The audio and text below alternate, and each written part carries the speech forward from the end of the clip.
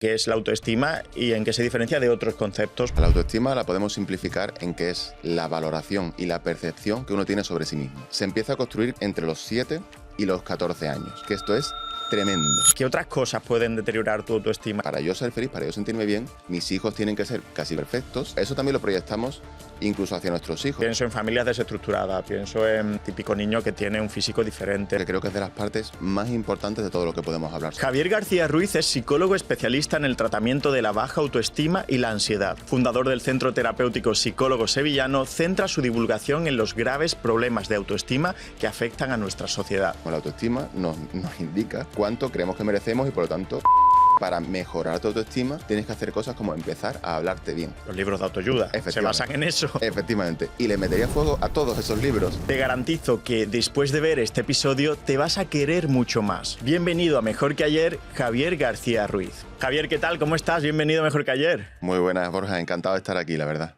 Bueno, es un tema, la autoestima, que me apasiona en lo personal. Creo que pues es importante en todas las facetas de la salud, no solo en salud mental, y me encanta que hayamos dedicado un episodio solo a autoestima. Así que, bueno, primero te voy a pedir que expliques a la audiencia qué es la autoestima y en qué se diferencia de otros conceptos parecidos, ¿no? Vale, pues mira, la autoestima la podemos simplificar en que es la valoración y la percepción que uno tiene sobre sí mismo. Es decir, qué es lo que soy, cómo soy y cuánto o cómo valoro eso, ¿no? Y dentro de la autoestima hay varios conceptos que podemos, digamos, desglosar, ¿no? Que me gusta a mí separarlos en dos pares. Por una parte estaría autoestima y autoconcepto, ¿vale? El autoconcepto, como la propia palabra indica, es el concepto que yo tengo sobre sí mismo, como podría ser una descripción más neutra. Yo soy de tal manera, soy así, así, tengo estas características. Y luego está la autoestima, que la estima se puede usar, ¿no? como valoración. Yo tengo algo en alta estima, ¿no? O cuánto estimas que vale tal cosa, ¿no? Entonces, eso sería cuánto creo que vale ese concepto que tengo de mí mismo, ¿no? Por ejemplo, yo puedo pensar que, pues, no lo sé, yo es que tengo un poquito de sobrepeso, por decir algo, ¿no? Ese es mi concepto. Pero luego voy a valorarlo como algo muy negativo, no muy negativo, algo neutral, ¿no? Depende también de cómo me haya relacionado con ese concepto, ¿no? Y luego, por otra parte, estarían los otros dos pares de conceptos, que sería autoeficacia y autodignidad, ¿vale? La de la eficacia se refiere a cómo de capaz, de competente soy a la hora de afrontar los retos de la vida, las dificultades que me ponga, cualquier tarea que, ¿no? O, por ejemplo, el venir aquí a hacer un podcast, ¿no? Todo eso depende de esa concepción que yo tenga de mi autoeficacia. Y luego, por otra parte, estaría la autodignidad, que es cuánto creo que merezco ser feliz, que merezco que me traten con respeto, que me merezco disfrutar de la vida, que me pasen cosas buenas, ¿no?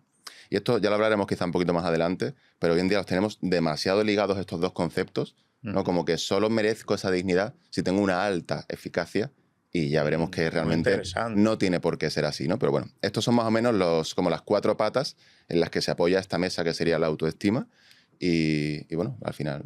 Muy interesante, o sea, hoy voy a aprender muchas cosas y quiero realmente hacer este recap de vez en cuando para ver si las entiendo bien. Entonces, la autoestima sería como un concepto paraguas, ¿no? Que incluiría, pues, lo que acabas de explicar. Primero, el autoconcepto es algo como más neutral, ¿no? Más, bueno, yo soy varón, soy médico, más descriptivo, tengo 32 años, algo descriptivo, conceptual, ¿no?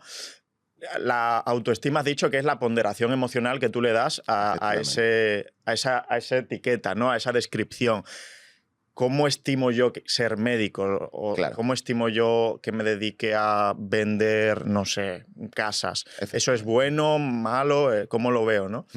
Y después la autoeficacia, que también sí estaba más familiarizado y es un concepto que me gusta mucho, es cómo de capaz no me siento para emprender una tarea o un desafío, ¿no? Efectivamente. Y lo que me sorprende y no conocía es lo de autodignidad, ¿no? Que es cómo de merecedor soy de lo bueno o malo que me pase, ¿no? Que yo creo que aquí es donde falla mucho la gente. Efectivamente, y es que creo que es la gran olvidada, al menos de esta cultura que tenemos occidental, capitalista, productivista, ¿no? Que parece que eso, que el merecer ser feliz o que te traten con dignidad o con respeto, hay que currárselo un montón, hay que ganárselo un montón, cuando la realidad es que solo por estar vivo y por ser humano, yo creo que ya mereces esas cosas, ¿no? Sin duda. Entonces, pues aquí podemos profundizar después un poquito más porque creo que es muy interesante. Sí, este tema da para mucho. Lo vamos a meter después porque me interesa un montón. Es decir, yo creo que desde que nacemos, la sociedad nos mete en la cabeza que solo tenemos dignidad o solo somos merecedores de... Si haces cosas que la sociedad valora o que son importantes a la vista de la sociedad, que sigues a día de hoy es ganar dinero, ser productivo, tener éxito, fama. Pero bueno, lo dejamos en pausa y ahora seguimos. Vale, me interesa cómo se forja, cómo se forma la autoestima. Vale. ¿En qué etapas, en qué periodos de la vida, durante toda la vida? Cuéntame un poco cómo se forma esto. Pues mira, te cuento porque creo que es de las partes más importantes de todo lo que podemos hablar sobre autoestima. ¿Por qué? Porque está tan mal forjada y tan mal construida que todo lo que hagamos después con respecto a nuestra autoestima parte de esa base, de una mala construcción. ¿Qué ocurre? Que hasta que no entendemos lo mal construido que está, no somos capaces de empezar a cambiar esa construcción. Porque tú no puedes cambiar algo en lo que confías plenamente. Si tú crees que algo está muy bien hecho, viene alguien de fuera a decirte, oye, esto está mal, tú vas a decir, no, esto está perfecto. ¿Cómo voy a cambiar yo esto? Entonces, tenemos que entender lo mal construida que está como primer paso casi obligatorio para poder cambiar nuestra autoestima, ¿no? Entonces, ¿cómo se construye? Voy a intentar resumir bastante, ¿no? Primero, se empieza a construir casi de manera completa entre los 7 y los 14 años, ¿vale? Que esto es tremendo. Tremendas las 14, entre los 7 y los 14. 7 añitos de... Claro, más o menos, 8, evidentemente, todo lo de antes de los 7 años te va como predisponiendo a lo que te vas a encontrar después, ¿no? Pero es verdad que la parte, digamos, en la que se va realmente construyendo ese autoconcepto, esa autoestima y demás, empieza en los 7 y se va construyendo hasta que a los 14, 15 a más tardar, se termina, digamos, de solidificar. Tú imagínate como algo moldeado en arcilla, lo estamos moldeando, 14, 15 años, se mete en el horno, se seca y eso ya se queda para toda la vida, ¿vale? Hay ligeras fluctuaciones en autoestima a lo largo de la edad, a lo largo depende de cosas que te pasen. Hombre, si dejamos al margen hechos muy traumáticos y cosas así que de verdad pueden alterar mucho la autoestima, en una vida relativamente estándar va a ser casi la misma toda la vida, ¿vale? Y esto es muy fuerte. Entonces, claro, si empezamos construyéndola en esa edad, es que es muy... o sea, es muy complicado que salga bien, ¿no? ¿Por qué? Porque tu autoestima no la creas tú. Y esto es otro de los pilares súper importantes de esto, ¿no? Tú imagínate una persona que te acompañara como esto hacían antiguamente los nobles, ¿no? Alguien que va a escribir mis memorias, ¿no? Mi biografía, ¿no? Que acompañaban a reyes o a cosas así, ¿no? Pues imagínate una persona al lado tuya, desde los 7 a los 14 años, registrando como más o menos lo que te va pasando, cómo te trata la gente, cómo te habla la gente, las cosas que se te dan bien, las cosas que te salen mal. Pero tú no tienes ni voz ni voto ahí. Porque realmente entre los 7 y los 14 no tenemos ni las estructuras cerebrales, no, el córtex prefrontal todavía le quedan un montón de años para terminar de desarrollarse, ni la madurez, ni la experiencia para poder generar pensamientos críticos propios, ¿no? Y piénsalo de esta manera. ¿Tú crees que un chaval de 14 años puede tener ideas políticas propias? No, propias no, son las de los padres. Efectivamente, ¿no? Si te llevas muy bien con tus padres, tú opinas lo mismo. Si te llevas muy mal, tú te vas al bando contrario para dar por saco. Pero no son propias, igual que casi con los gustos musicales, o sea, con cualquier cosa que requiere una cierta complejidad. Sin embargo, luego tú con 25 años te pones a interesarte por la política, por la música, por el arte, lo que sea, y ahora sí puedes empezar a tener una idea propia, porque tienes la capacidad de esa crítica, ¿no? Entonces, con nuestra autoestima nos pasa esto. Es como un trabajo comunitario que lo hacen, ahora si quieres después desglosamos todos los factores que se encargan de construir esa autoestima, pero es un trabajo comunitario que se te otorga, toma, esta autoestima, la hemos hecho entre todos, ¿no? Te la quedas para toda la vida. Y tú no tienes ahí, ya te digo, nada que decir. Y cuando por fin tienes la capacidad, porque ya eres adulto, y tienes la capacidad para cambiar, ¿no? Para generar ideas propias, ¿no? Y críticas y demás, resulta que te encuentras contra un muro que te protege de cambiar esas creencias, de cambiar tu autoestima. Entonces tienes la capacidad, pero como que no tienes la oportunidad. Salvo que se haga evidentemente un trabajo como el que se plantea en este libro, como el que se hace en terapia, ¿no? Un trabajo guiado precisamente para poder cambiar todo esto. Pero así, digamos, por voluntad propia, no se puede. Entonces... Vale, bueno, pues hay muchísimas preguntas que tengo y hay cosas que me llaman mucho la atención. La primera es que sea un periodo tan acotado de la vida, desde los 7 a 14 o 15, ¿no? Es un periodo, bueno, donde entiendo que lo que te pasa depende directamente de tu entorno familiar y quizás de tu entorno escolar, porque es donde los niños pasan la mayor parte de sus días, en la casa o en el colegio, ¿no? O en algunas extraescolares, ¿no? Otra cosa que me gusta mucho es que has dicho, no la construyes tú, evidentemente. Niños realmente no sabe lo que es la autoestima con 8 años, ni creo que tampoco tenga mucho sentido. Bueno, puede intentar saberlo, pero creo que no es el papel del niño en ese caso. Y otra cosa es, entonces se mantiene inmutable si no hacemos nada. Efectivamente. Pero esto es tremendo, quiero decir. Brutal. Pienso en familias desestructuradas, pienso en, no sé, típico niño que tiene un físico diferente y que le hacen bullying en el colegio. Pienso también en eventos traumáticos que te puede pasar. Tipo, se muere tu madre con esa edad, tu padre o tu tía. Al menos dame la esperanza de que con un buen trabajo psicológico, con una buena terapia y una buena orientación, sí se puede mejorar. ¿Y en qué medida se puede mejorar siendo adulto? Claro, pues aquí el mensaje es súper esperanzador, porque la respuesta rotunda es sí, por supuesto que se puede mejorar, y se puede mejorar muchísimo. Yo lo veo en consulta constantemente. Yo he trabajado con gente con autoestimas completamente destrozadas, por así decirlo, que puntuarían de lo más bajito en todas las escalas de autoestima, y después de un trabajo las puntuaciones son mucho más altas, y olvidándonos de puntuaciones, la experiencia de esa persona cambia de manera muy, muy, muy notable, ¿no? Y si te sirve de algo, yo soy un ejemplo, ¿no?, aquí personal de que por supuesto que se puede, porque yo he sido una de las personas con una peor autoestima que yo he conocido quizás en toda mi vida. Yo soy lo que se llamaría en clínica un caso extremo. A mí me quitarían de los estudios como diciendo, tú te sales un poquito demasiado de esto. Y sin embargo ahora soy una de las personas no solo más felices, sino con una autoestima más sana y más fuerte que casi que conozco de todo mi entorno. Entonces, un cambio extremo. Pues vamos después a entrar en tu historia, que me interesa, si quieres y la quieres compartir. Pero antes te voy a preguntar qué elementos son peores, funcionan de forma más negativa en la construcción de la autoestima, porque uno, bueno, se le vienen los casos que te he dicho, ¿no?, a la cabeza, pues el niño que es más gordito y le hacen bullying en el colegio, o incluso que tienen actitudes racistas en su clase, no sé, cosas así que son como muy claros, pero ¿qué otras cosas pueden deteriorar tu autoestima en esa franja de edad tan vulnerable? Pues mira, la verdad es que casi todo. ¿Y a qué me refiero con esto? Claro, es que es un tema muy complejo, y por eso digo que la mayoría de nosotros tenemos una autoestima mal construida. Algunos en menor medida y no lo notan tanto, otros en muy gran medida, ¿no? Pero es muy fácil que te toque algún factor. ¿Por qué? Porque hay como 4 grandes grupos de interventores en esa construcción de la autoestima. Por una parte están tus padres o cuidadores, ¿no? Hay veces que hay gente que le cría a sus abuelos o sus tíos, ¿no? Bueno, los cuidadores que tienes ahí. Luego estarían lo que serían tus iguales, hermanos, amigos, primos de tu edad, tus compañeros de clase, por supuesto, los de tu calle, ¿no? Por otra parte estarían figuras de autoridad que nos vamos encontrando, muchas veces son profesores, entrenadores, a la gente que hace deportes, ¿no? Este tipo de cosas, ¿no? He tratado, por ejemplo, a muchísimas bailarinas que han estado en conservatorios y demás, y la figura de los profesores del conservatorio tenían más peso que sus propios padres, Sí, ¿no? pasan más horas allí. Efectivamente, era brutal eso, ¿no? Y por otra parte, lo que sería el entorno sociocultural, ¿no? Tanto, bueno, por las diferencias, por ejemplo, los que nos criamos en España es diferente a criarse en Perú o en China, y por los medios de comunicación, ¿no? Que esto también es otro melón que podemos abrir después. Ahora, con las redes sociales y con todo esto, han cambiado mucho las normas, ¿no?, de cómo nos influye el mundo. Entonces, fíjate, con esos 4 grupos, lo fácil que es que algo salga mal, ¿no? Porque tú puedes tener unos padres estupendos y maravillosos que no solo te quieren, sino que además conocen cómo criarte y educarte bien, que esto es lo complicado, porque querer es lo fácil, ¿no? El saber hacerlo bien es lo difícil.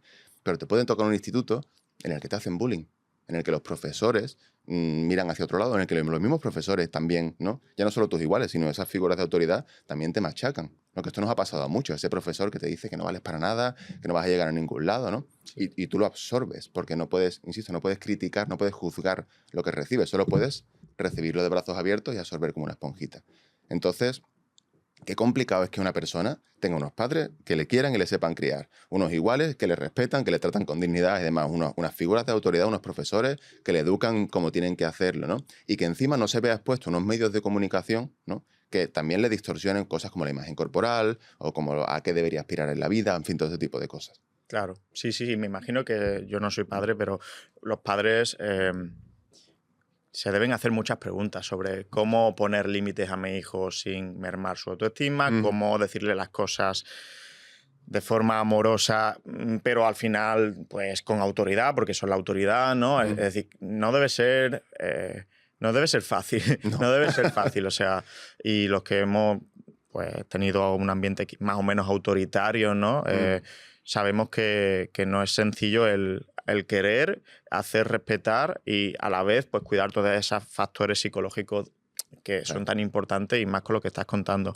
Pero quiero entrar en... O sea, eso es controlable por la familia, eso es el entorno más inmediato, como tú has dicho, entrenadores, monitores, profesores y familia. Pero después está algo que se nos escapa de las manos, que son las redes sociales. Efectivamente. Desde hace no tanto, pues el smartphone yo creo que apareció en 2009, 2010, por ahí. En esa franja de edad ya hay exposición a redes sociales. Desde los 11 o los 12, los niños están con el teléfono móvil, que esto sería para planteárselo. ¿Cómo afecta la comparación, ya no solo con tu clase de 30 personas, sino con todo el mundo, en cuanto a físico, competencias, capacidades? ¿Cómo afecta esto? Claro, pues afecta mucho y muy negativamente, ¿no? Tú piensas que, como decíamos, uno de los grandes grupos que intervienen en esa construcción de la autoestima son tus iguales, y de hecho, a medida que vas avanzando, va ganando, digamos, puestos en la escala. Es decir, con 7 años, lo importante son tus cuidadores. O sea, number one, y si tus padres te dicen que eres el mejor del mundo, y en el colegio te dicen que eres, yo qué sé, que eres feo, que eres tonto, lo que sea, tú dices, bueno, pero es que mis padres piensan que. Claro. Y entonces son ellos como la mayor referencia y son capaces de protegerte un poco de todo lo demás. A medida que vas creciendo y vas entrando a la adolescencia, los cuidadores y las figuras de autoridad van bajando y los iguales se desmarcan hasta la fuente más importante de la que obtenemos la información de quiénes somos, ¿no? Entonces, ¿qué ocurre? Que antes los medios de comunicación existían, ¿no? Y, por ejemplo, para los que nos hemos criado con cosas como los vigilantes de la playa, ¿no? Que, por ejemplo, por poner así un referente ahora que, ¿no? Con el tema de la exposición a los modelos en Instagram, ¿no? Claro, tú veías en la tele los vigilantes de la playa y tú veías esos cuerpos y decías, hombre, pues vaya cuerpazos, pero no aspirabas, digamos, a tener una cosa así, ni creías que eso era lo normal, porque tú entendías que eso eran 4 personas, los 4 famosos. Y no lo veías como iguales. Claro, tú no te comparabas con ellos, era la gente de la tele, ¿no? Claro. Y no te intervenían en lo tuyo, igual que tú puedes saber que había gente multimillonaria, pero que tú no tenías por qué aspirarte ni compararte con esas personas. Sin embargo, las redes sociales da esa cosa de la cercanía. Tú sigues a las personas y los ves aquí en un restaurante comiendo, aquí hablando de lo que sea, te ponen su vida entera y de alguna manera los hace tan cercanos que parece que pertenecen a tu grupo, ¿no? Que tú te puedes comparar con ellos, ¿no? Aunque no sean ni siquiera de tu edad. Entonces, ahora tienes a chavales que se comparan su cuerpo, por ejemplo, yo que sé, con Esther Expósito, ¿no? Y dices tú, bueno, pues, vale, incluso, bueno, puede ser joven, la has podido ver en una serie, pero no es tu igual. ¿A qué me refiero? Es un 0,001% de la población, es una persona que destaca muchísimo y no pertenece a tu realidad son los chavales de tu clase, los de tu calle, los de tu barrio, la gente que está en el mismo saco que tú. Con esa gente deberías compararte, pero tú empiezas a compararte con los casos extremadamente exitosos, llamativos o, no sé, destacables, ¿no? Y evidentemente salimos todos perdiendo. Por muy bueno que seas, por muy bien que hagas las cosas, si te comparas con lo absolutamente mejor de todo el planeta, Siempre hay alguien mejor. Siempre vas a salir perdiendo y eso te machaca constantemente. Sí. Esto es brutal porque, partiendo de la base de que esto es así, deberíamos ver una caída en los niveles de autoestima a nivel poblacional. Y la estamos viendo. Porque nadie está, o casi nadie está ajeno a redes sociales en esa edad, en esa etapa. También por un efecto rebaño de que los chicos sienten que están fuera de si no están consumiendo redes sociales en esa etapa. Pero fíjate qué curioso, te voy a añadir una pequeña cosita con esto, ¿no? No sé si tú llegaste a utilizar Twenty. Sí, el Twenty. Twenty, ¿no? Esa primera red. Creo que fue la primera. Claro, fue la primera red social, por lo menos aquí en España, creo, ¿no? Y claro, si tú recuerdas Twenty era un sitio que ahora da muchísima vergüenza porque no tenía filtro ninguno. Tú tenías 15 años, habías quedado con tus colegas y subías la foto de grupo de todos allí con vuestras pintas, haciendo de botellón igualmente, ¿no? O sea, como que no sentías que necesitabas... dar una imagen. Efectivamente, simplemente eras tú y lo compartías. Era una forma de crear comunidad, ¿no? Y creo que fue incluso positivo el impacto que tuvo Twenty en nosotros porque de repente como que nos unía más y era muy guay, ¿no? Pero ahora los chavales, ¿no? La gente, los adolescentes, usan, por ejemplo, Instagram y no publican. No sé si conoces este fenómeno, ¿no? Pero tú entras en una cuenta de una persona de 13, 14 años y tiene 0 publicaciones en su cuenta. ¿La usan para mensajería o para Claro, para mensajería y para historias, un poquito así, ¿no? Pero no publican. Y cuando hablas con ellos, yo tengo una familiar cercana, ¿no? Que tiene 13 años ahora, y cuando le pregunto, oye, pero tú, ¿por qué no publicas nada? Y dice, ¿quién soy yo para publicar? Ay, pobrecito. Y esto es tremendo, ¿no? Porque tienes 13 años y dices, oye, pues si has quedado con tus amigas y te has ido al cine y al McDonald's, pues tú eres tú y puedes publicar que has ido con tus amigas al cine y al McDonald's, que es maravilloso y es estupendo. No tienes que ser una supermodelo en una gala de no sé cuántos, me explico, con un o sea, tienen la presión de tener que destacar en algo para poder compartir su vida. Efectivamente. Entonces, fíjate qué duro, ¿no? Tú con 13 años probablemente no te sentías así, ¿no? Tengo que ser, eso, excepcional para poder mostrarme al público. ¿No? Tú antes te mostrabas y tú eras tú y ya está. Entonces, creo que es muy creo que es muy llamativa esta diferencia. Entre compartirlo todo a no me merezco compartir nada. Es increíble. Y lo que tú decías, da igual si eres Cristiano Ronaldo, que probablemente te compares en algún otro aspecto de tu vida que no es el fútbol con otros que son mejores y vas a tener envidia, vas a tener aspiración de conseguir eso. O sea, es un juego injusto y es un juego donde siempre pierdes. O sea, no ganas. Claro, ¿no? la cuestión es cuánto pierdes. No si vas a perder o no, sino cuánto pierdes. Claro. Bien, bueno, ahora quizás salga más de redes sociales porque me parece importantísimo, pero vamos a entrar en, otra vez, lo más inmediato que puede ser la familia. Perfecto. Como decíamos antes, es difícil. Nadie nos enseña a ser padres, a ser buenos padres, ni tienen por qué ser psicólogos los padres, ¿no? Entonces, ¿qué conductas ves en consulta que son negativas directamente para con la autoestima de los hijos? A mí se me vienen muchas a la cabeza, perfiles como, bueno, ahora me explicarás qué es eso del fenómeno de la oveja negra, también el comparar entre hermanos. Exacto. Este es el hermano que saca buenas notas y tú sacas malas, por lo tanto tú eres una mierda al lado de tu hermano. También veo mucho, no sé si tú también, el hecho de intentar cumplir tus sueños frustrados mediante tus hijos o a través de tus hijos. Sí. Como yo no he podido ser jugador de X profesional, pues quiero que mi hijo lo sea sí o sí a toda costa, ¿no? Y eso genera también mucha presión. No sé, ¿qué conductas ves que tú dices, esto no está haciendo bien a la autoestima? Claro, pues fíjate, de las que tú mencionas son grandes clásicos, creo yo, ¿no? Empezando por este último, ¿no? De imponer esos sueños, ¿no? Yo he visto esto, porque claro, lo de dedicarte al baile, dedicarte al deporte, esto es muy común, pero creo que la más común con mucha diferencia es como yo no pude estudiar, tú vas a tener que estudiar. Y no solo vas a tener que estudiar, sino que vas a tener que sacar, claro, lo que yo te diga, y además con 10 en todo. Y además vas a tener que llegar a lo más alto, ¿no? Entonces hay unas aspiraciones con eso que están machacando a gente, incluso a gente que se le dan bien los estudios y que le gusta lo suyo, acaban destrozados porque nunca es suficiente, ¿no? Y además, lo curioso de esto, claro, como muchos de esos padres que no han estudiado nunca, no conocen quizás la realidad del estudiar, por ejemplo, una carrera complicada. Tú metes a alguien en medicina, en derecho, en cosas así, por muy listo que seas, es muy difícil sacar un 10 en todo, porque siempre hay profesores que no te lo van a poner fácil, siempre hay circunstancias personales, emocionales, etcétera, que van a interferir. Entonces puedes coger a gente que vale mucho y que lo está haciendo muy bien y aún así machacarlos, ¿no? Luego, pues, lo de las comparaciones, esto efectivamente es un clásico, ¿no? Y aquí salen perdiendo siempre normalmente los hermanos más pequeños, ¿no? Tú piensas que una familia con 2 hijos, por ejemplo, ¿no? Pues el pequeño, cuando empieza a leer, su hermano mayor ya lee perfectamente. Cuando empieza a sumar, el otro ya suma perfectamente. Cuando empieza a jugar al fútbol, el otro ya juega perfectamente. Entonces, es la referencia de... Claro, entonces es el pequeño cuando se le compara, ¿no? Es que mira a tu hermano qué bien se porta, mira a tu hermano que ha terminado de comer y se va a hacer los deberes. Claro, mi hermano a lo mejor tiene 4 o 5 años más que yo. Y no estamos teniendo en cuenta simplemente la diferencia madurativa, ¿no? Que no es que sea ni mejor, ni más listo, ni más bueno. Sí, es que está en un momento los padres distinto. lo dicen para que el niño chico o la niña chica se comporte bien, pero no atienden al impacto que eso puede tener el continuamente compararte, ¿no? Con tu hermano en lo que sea. Lo que ellos escuchan al final es, da igual cuánto me esfuerce, no es suficiente y nunca va a ser suficiente. Entonces, al final, suele llevar a una especie de derrotismo de no lo voy ni a intentar, ¿no? Este fenómeno de la indefensión aprendida, no sé si lo has escuchado, ¿no? Sí, totalmente. ¿Para qué? ¿No? Y de hecho, si te sirve, ya te digo, te adelanto un poquito de mi historia. Yo tengo 2 hermanos, uno de mis hermanos mayores, matrícula de honor de media en bachillerato, ¿vale? Wow. Entonces, a pesar de que yo tuviera buenas capacidades para el estudio, era muy complicado, ¿no? llegar a ese nivel y además por eso las habilidades que él podía desarrollar. Entonces, siempre comparando con mira a tu hermano, mira a tu hermano, mira a tu hermano, llega un momento que dices, bueno, pues paso, ¿no? Ya tienen a uno que es el listo, el que estudia, el responsable, pues me tocará a mí, no sé, pues cualquier otro papel que me quede, ¿no? Hay una frase que se dice mucho, ¿no? Que es que el primer hijo elige, digamos, un rol, ¿no? Y el resto de hijos se van repartiendo los roles que quedan. ¿No? Entonces... Sí.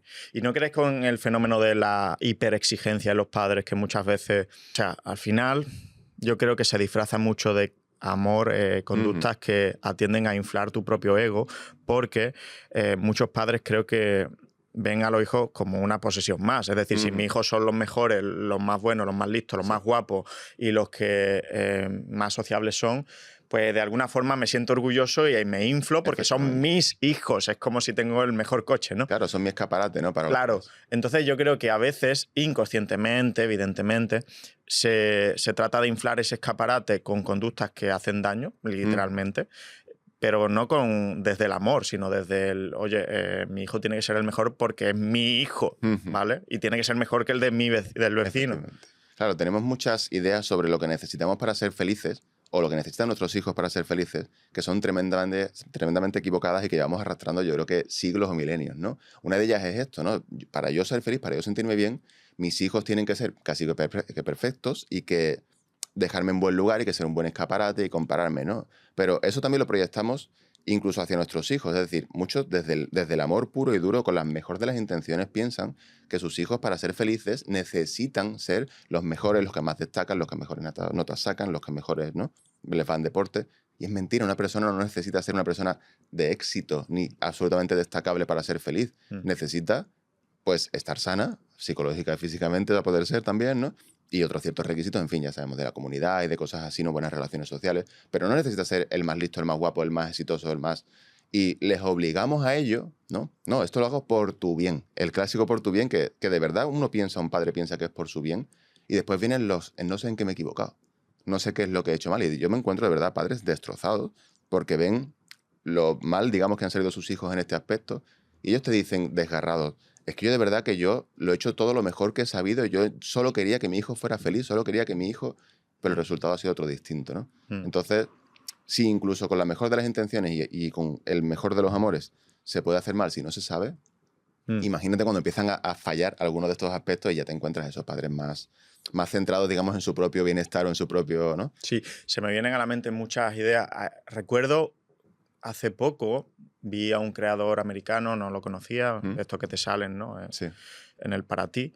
Y decía algo así como que dejemos de idolatrar a grandes referencias, en este caso en el mundo de los negocios o de las redes sociales, que están totalmente destruidas a nivel emocional. Y él argumentaba que para que una persona llegue a conseguir 10 millones de euros en su negocio y después a querer conseguir 100 y después a querer conseguir 1000, o sea, que ese hambre voraz, incansable y compulsivo que muchas veces, la mayoría, le llevan a empeorar su salud, sus relaciones y que el resto de su vida sea un caos, solo puede surgir desde, esto es lo que argumentaba este creador, solo puede surgir desde el malestar emocional, o sea, desde la adicción al trabajo y desde el no sentirse suficiente si no siguen escalando escalones, si no siguen consiguiendo y si no siguen aumentando el techo, ¿no? Y sí he visto este patrón en muchos high achievers, ¿no? De realmente, o sea, quiero decir, ¿es ese hambre desmedida por conseguir más o puede ser un signo de una baja autoestima? Pues totalmente. Lo que pasa es que voy a matizar un poquito, porque como no sabemos mucho lo que es la autoestima, no sabemos muchas veces en qué términos hablar de ella, ¿no? Y solemos resumirlo en alta o baja, ¿no? Cuando en realidad podríamos decir que hay como dos parámetros. Uno sería alto o bajo, ¿no? Que es un poco como si me tengo en alta estima o en baja estima. Y por otra parte podríamos llamarla simplemente fuerte o débil, sana ¿no? O insalubre, ¿no? De alguna manera. Entonces, hay personas que tienen una autoestima, digamos, alta, en el sentido de yo me creo, lo que hablamos de la autoeficacia, ¿no? Yo me creo muy capaz, muy competente y por eso voy a luchar por ganar 10 millones más, porque creo que puedo conseguirlo.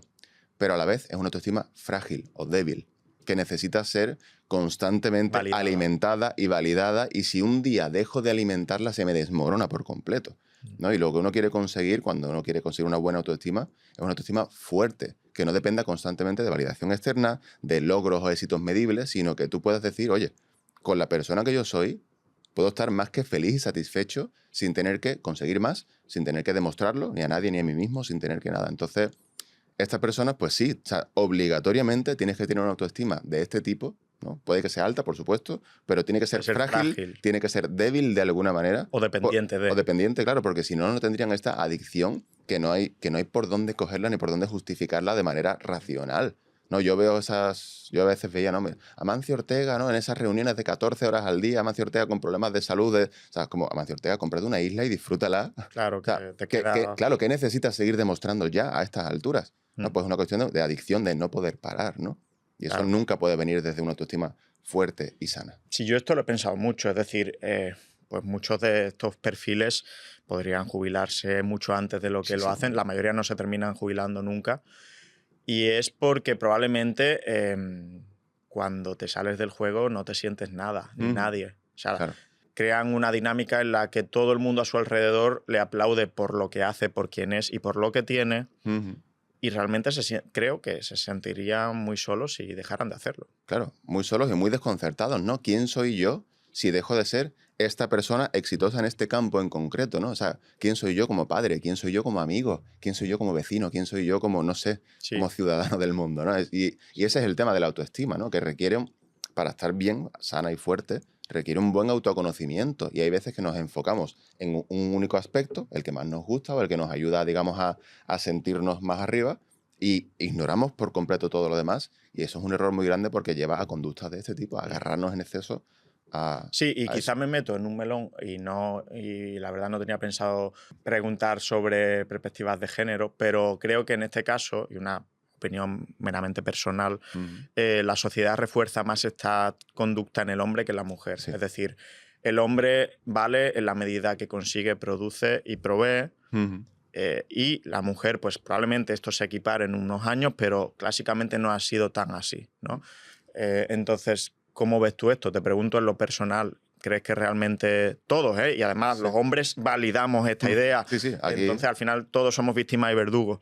¿Crees que esto es así? ¿Que en el hombre todavía este problema que hemos comentado es más acentuado? Pues es totalmente así, es una opinión que la ciencia respalda, que la investigación respalda, ¿no? Se ha visto que a la hora de construir la autoestima, los hombres y las mujeres, al menos ya te digo, en esta sociedad en la que, ¿no?, estamos por aquí, sí que tienen diferentes patrones y sí que se basan en diferentes cosas, ¿no? Aunque los mecanismos de construcción son muy similares, ¿en qué me baso para construirla, para decir yo valgo en esto, yo destaco en esto otro, o en qué me comparo?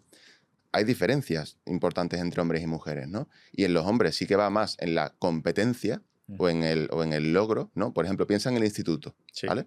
Nosotros tenemos 14 años y los chicos que van a tenerse más en alta estima son los chicos que son buenos jugando al fútbol o buenos en según tipo de deporte o el que toca la guitarra y lo hace muy bien, ¿no? Sí. Como una cierta competencia, ¿no? Demostrar habilidades. Y las chicas se van a agarrar mucho más al atractivo físico y a las conexiones sociales, ¿no? Al final, la chica popular, efectivamente, va a ser la más atractiva o de las más atractivas y va a ser de las que saben manejar muy bien El grupo. yo tengo muchos amigos y te manejo aquí más líder, ¿no? Entonces, efectivamente, eso lo llevamos arrastrando a la adultez, ¿no? Y se ve, pues, como, por ejemplo, a muchas mujeres de éxito, por ejemplo, actrices, ¿no?, cantantes y demás, cómo les cuesta el decaimiento de su atractivo físico con la edad.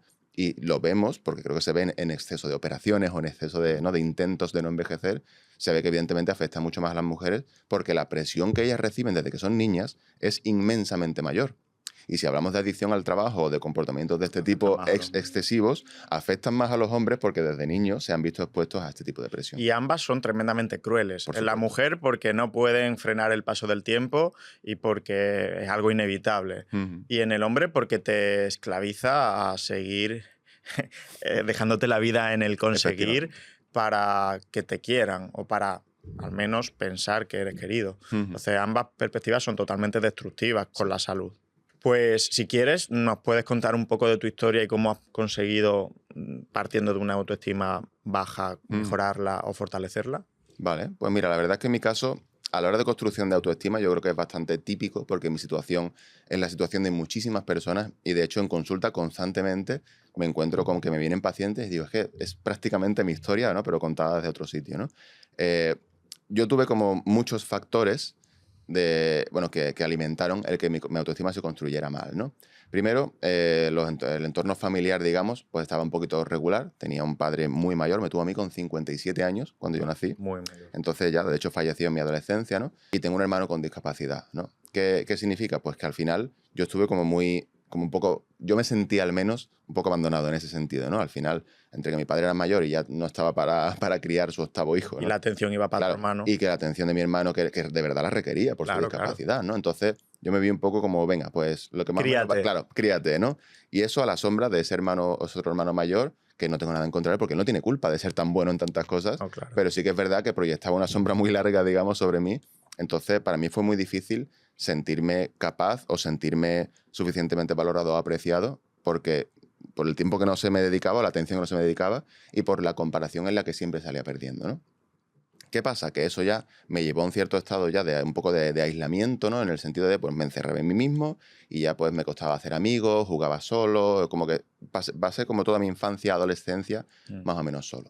Entonces eso ya llegó al cambio del instituto y ahí es cuando ya me llegaron por todas partes, porque claro, el instituto pues sabemos que es un entorno bastante cruel para lo diferente o para lo que consideramos inferior. Entonces tú llegas con un físico regulín, con unas habilidades sociales pésimas, ¿no? Y con una autoestima por los suelos. Y además en Sevilla, en pleno momento del resurgimiento cani, ¿no? Ese momento, claro. ¿De qué año eres? Perdona, Javier. Pues yo soy del 87. Vale. Entonces me pilló toda la época de los canis de los 2000, o sea, esa época fuerte.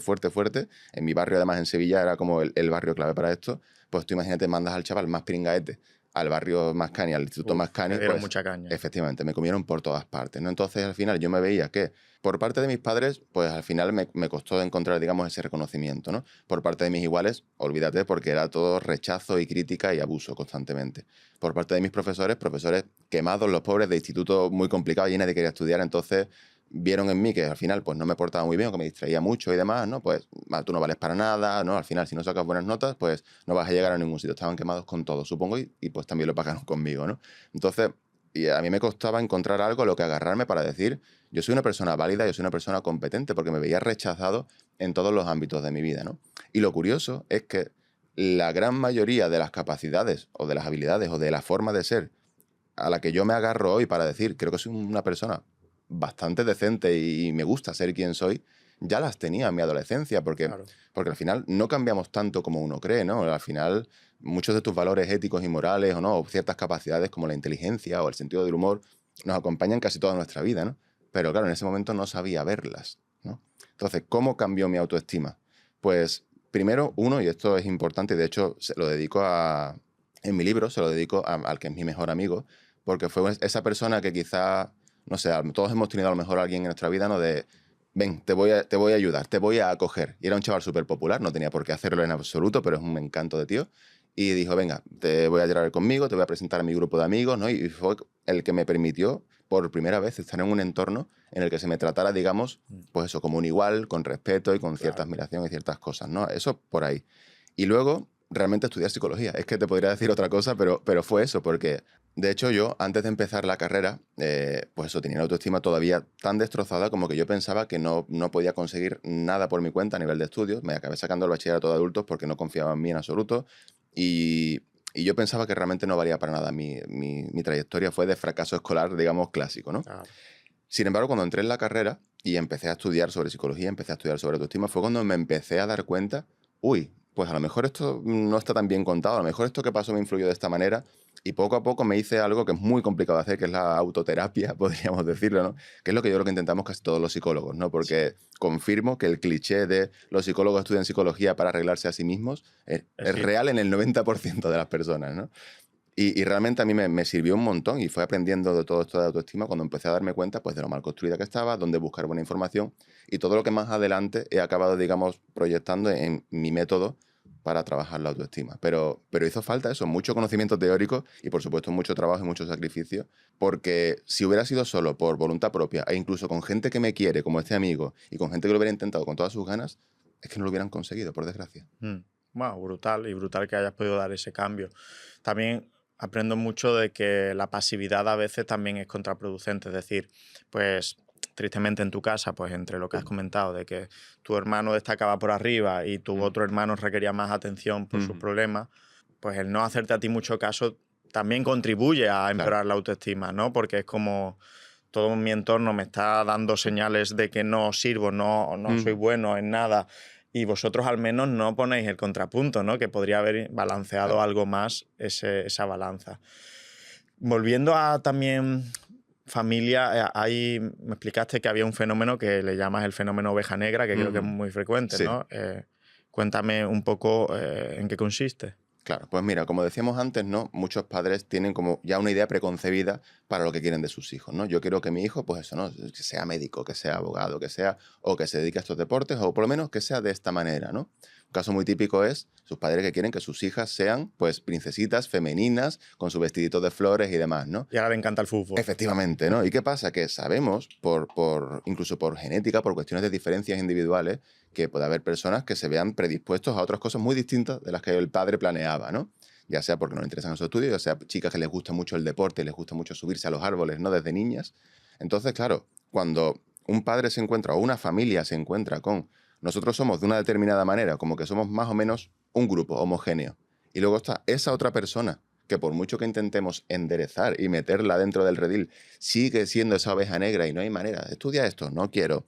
Siéntate y pórtate bien y estate calladita, no quiero, me quiero subir a ese árbol, ¿no? Se crea esa distancia, ¿no? Y ese rechazo incluso de es que tú estás mal. Lo que tú eres está mal. Lo que a ti te gusta está mal. Lo que tú piensas está mal. Y claro, y esto es muy importante porque es cierto que está mal dentro de ese grupo visto de esa manera.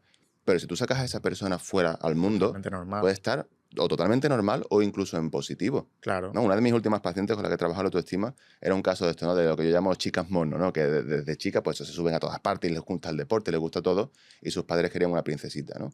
Yo le planteé esta pregunta, ¿no? Un tiempo en la terapia, perdón. Le dije, vale, si tú, exactamente tú, hubieras nacido en otra familia, por ejemplo, tus tíos, por ejemplo, tus vecinos que me has dicho que te llevabas muy bien con ellos, ¿no? ¿Cómo crees que hubiera sido? Y se echó a llorar allí mismo porque se dio cuenta de que pues, su vecino que la llamaba para cuidar a los caballos, para irse al campo, para hacer el cabra allí por el campo, ese vecino mayor estaba enamorado, digamos platónicamente, o sea, le encantaba esa niña porque era una niña súper divertida, súper activa. La valoraba, Claro, valoraba su ser. efectivamente, Claro. se apuntaba todo, era estupendo, ¿no? Y sin embargo, volvía a su casa y volvía a ser la que hay que ver que nunca haces caso, hay que ver que siempre estás liándola, hay que ver que siempre, ¿no?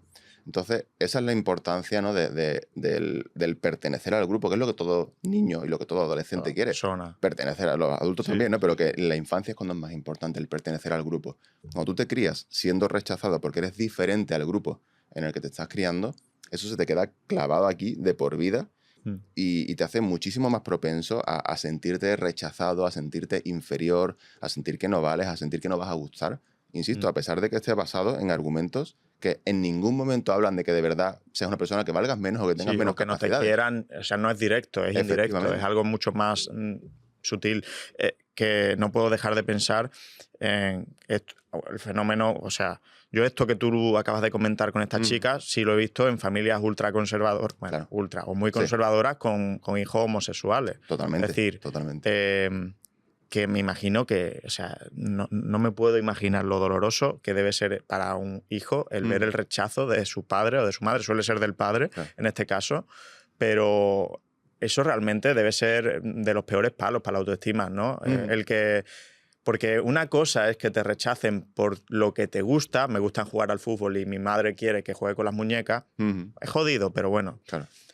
Es un gusto. Sí. Pero otra cosa es que te rechacen por lo que eres. Claro. O sea, por algo que, bueno, con lo que has venido al mundo y que eres tú. Efectivamente. ¿Cómo se maneja esto en consulta? O sea, Pues evidentemente, pues eso, hay que trabajar mucho y hay que hacer un trabajo como de reescribir tu historia, ¿no? Y esa es parte del trabajo de la autoestima, ¿no? Que todos tenemos una historia que se nos ha contado desde fuera y muchas veces se nos ha contado mal, ¿no? En este caso, por ejemplo, pues tú eres peor o eres menos digno o menos válido pues simplemente por ser homosexual. Y eso te lo han contado así y tú lo llevas interiorizado incluso aunque de adulto tú estés en paz, ¿no? Y en aceptación máxima de que eres homosexual y no pasa nada, evidentemente, pero sigas arrastrando esa cosa de, pero yo soy menos, pero valgo menos, pero tal, ¿no? Entonces hay que recontar esa historia. En este caso sería, oye, a ti te rechazaron por esto, a ti te describieron de esta manera, o tú no has recibido estas cosas porque tus padres tenían estas creencias, porque la sociedad tiene esto, pero en ningún momento es porque tú fueras. Simplemente es un trato que tú has recibido, ¿no? Entonces es importante volver a contarnos nuestras historias de una manera apropiada. Igual que, por ejemplo, hablando de mi historia, yo fui un caso de fracaso escolar no porque fuera tonto, no porque fuera vago, no porque fuera un inútil, sino porque tenía todas las condiciones casi de manual para asegurar el fracaso escolar. claro. ¿No? Entonces, en el momento que puedes salirte de ese relato de esto es culpa tuya, esto es lo que eres, que te define, y lo ves por esto es lo que te ha pasado, y estaba mal, y lo podemos cambiar y te puedes relacionar en otros contextos con otras personas que no van a repetir esos mismos errores, ¿no? Porque al final el que le han rechazado de niño por ser homosexual, por supuesto que puede encontrar muchos grupos en los que se le va a querer y se le va a aceptar plenamente porque no es ningún problema. Claro, por suerte cada vez hay eso más diversidad y más acogida de grupos que es donde vas a encajar sí o sí, Claro. ¿no? Es verdad que hace 30 años pues a lo mejor no tenías esa salida, no tenías un sitio para salir que fuera pues el típico barrio gay o sitio donde... Pero qué importante el nacer en la familia correcta, ¿no? Qué Totalmente. importante y qué duro. ¿Qué consecuencias, Javier, tiene a corto, medio y largo plazo para la salud el no forjar una... Bueno, es claro, es que forjar parece que pones el peso en que tú lo tienes que forjar y hemos dicho que te ocurre. Pero fíjate, ¿no? El que has tenido, digamos, este pequeño lapsus, por así decirlo, que no es un lapsus, al final es una representación de lo que todos creemos en esta sociedad, que es la autoestima. Creemos que es un trabajo propio y que si tú tienes una mala autoestima es porque has fracasado en ello. Claro. Cuando en realidad eso es lo que intento repetir hasta la saciedad, que es qué mala suerte que te ha tocado esta autoestima, qué injusto que te ha tocado esta autoestima, qué pena. Pero nunca es qué mal trabajo has hecho, ¿no? Sí, las palabras importan. Claro, eso es importante. Aunque después, evidentemente, creo que de adulto la responsabilidad de cambiarla es tuya. O sea, ahí sí tienes el peso, ¿no? de coger la rienda. Entonces, ¿qué consecuencias para la salud con evidencia científica nos puede decir que existen a corto, medio y largo plazo? Pues muchísimas. O sea, muchísimas. Aquí podríamos enrollarnos hasta el infinito, ¿no? Realmente, mira, a corto plazo creo que es evidente para cualquier persona que tenga mala autoestima o que conozca a alguien, porque creo que todos conocemos a alguien, si no somos el caso, todos conocemos a alguien que tiene mucha menos autoestima o peor de lo que debería, ¿no? Entonces, a corto plazo, pues el malestar psicológico es muy fuerte, ¿no? Esa sensación de desesperanza, de no valgo para nada, no voy a gustar, ¿no? Como... Inseguridad. Efectivamente, inseguridad, ¿no? Te deja en una situación que realmente es muy, muy agobiante y muy complicada de vivir, ¿no? Eso sería un poco el efecto inmediato, ¿no? Lo que tú vives en ese momento. Pero claro, a medio plazo, cuando ya llevas unos años rodando con esta baja autoestima, es cuando empiezan a aparecer, por ejemplo, problemas de depresión. O sea, la baja autoestima es un predictor muy potente y muy capaz de la depresión.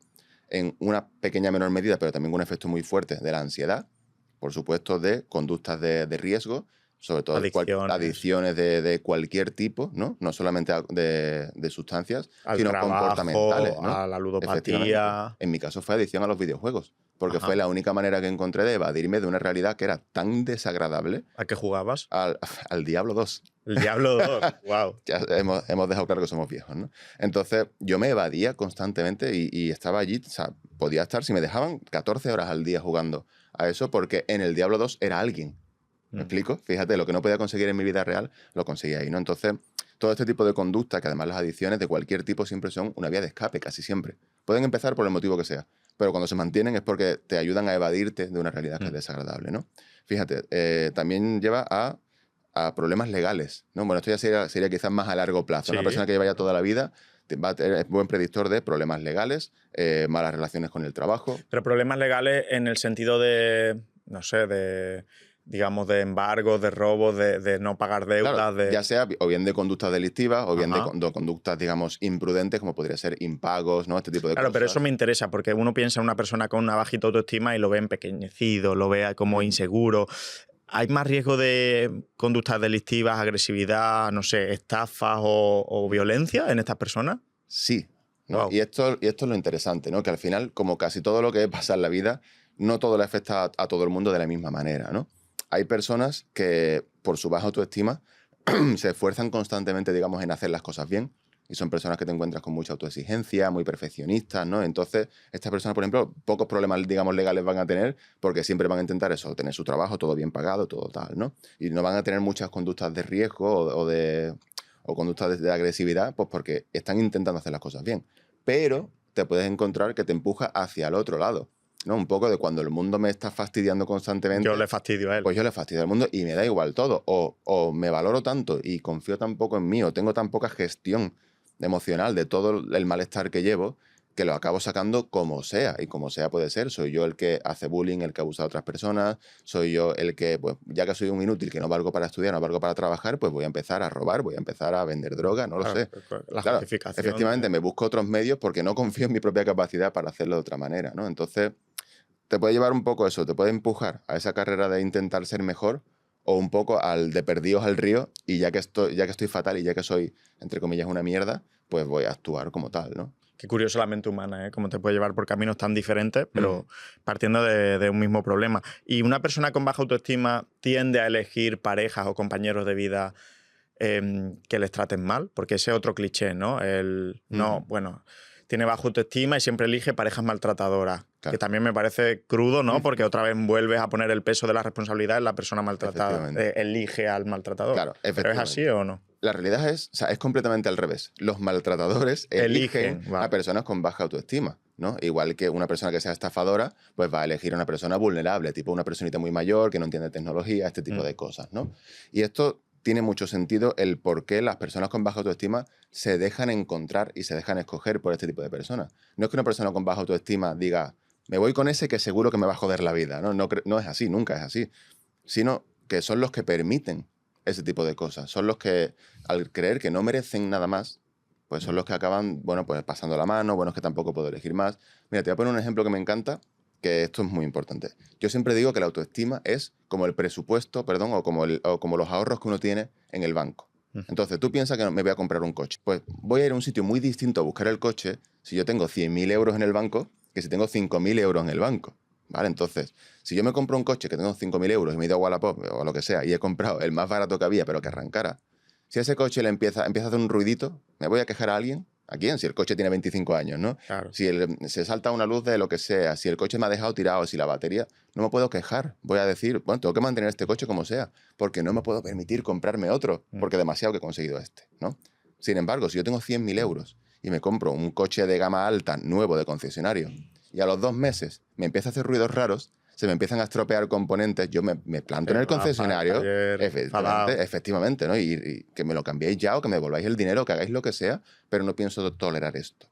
Pues la autoestima es lo mismo. La autoestima nos indica cuánto creemos que merecemos y, por lo tanto, cuánto debemos tolerar. ¿Dónde ponemos los estándares de nuestro trato? Efectivamente. Entonces, no solo no voy a buscar como a personas con atributos más positivos, como que o a lo mejor pienso, esta persona es estupenda, es maravillosa, está fuera de mi liga, nunca se va a fijar en mí. Entonces, cuando se fija en mí esa otra persona, que yo veo que, o intuyo, porque ese es el tema, que tengas baja autoestima no significa que seas tonto. Claro. Tú sabes cómo funciona el mundo, entonces tú puedes sospechar que esa persona, a lo mejor te puede salir un poquito por ahí, pero, oye, es la única que está interesada, ¿no? Que a mí me cuadre, entonces me la quedo. Y encima la percibes por encima de tu liga, claro, y te sientes como agradecido de, está conmigo, se ha fijado en mí, ¿no? Efectivamente, ¿no? Y por eso perfiles así más narcisistas, ¿no? Ahora que está muy de moda este tema, pues funcionan tan bien a la hora de captar a personas con baja autoestima. Porque estas personas son muy buenas vendiéndose como que son la leche, ¿no? Yo soy el mejor, yo soy exitoso, yo puedo tener lo que quiera. Entonces generan esa sensación de deberías dar las gracias de que yo me haya rebajado a estar contigo, ¿no? Sí. Que esto es durísimo dicho así, pero que es un poco como la dinámica de estas relaciones. Y al final la persona que tiene esa baja autoestima se lo cree. Y entonces dice, oye, es que yo soy un afortunado o una afortunada de que esta persona esté conmigo, ¿cómo me voy a enfadar porque es verdad que me ha hablado de esta manera o porque ha hecho esto? No me tiene en cuenta. Claro, tendría que estar dando las gracias, ¿no? Es como si te contratan ahora de repente en una empresa espectacular con un sueldazo de $500.000 al mes. ¿Te vas a quejar porque tu jefe te hable mal? No, no puedes, ¿no? O no deberías, crees. Pues por ahí van los tiros. Qué complicado, ¿no? Esas dinámicas. O sea, Sí. y qué tóxico y qué difícil de dejar. Si tuvieras que ponerle una nota a la autoestima a día de hoy, estamos a 30, 31. 31 de octubre. Halloween. Si tuvieras que ponerle una nota poblacionalmente a la autoestima de mujeres y hombres, ¿cuál sería superior?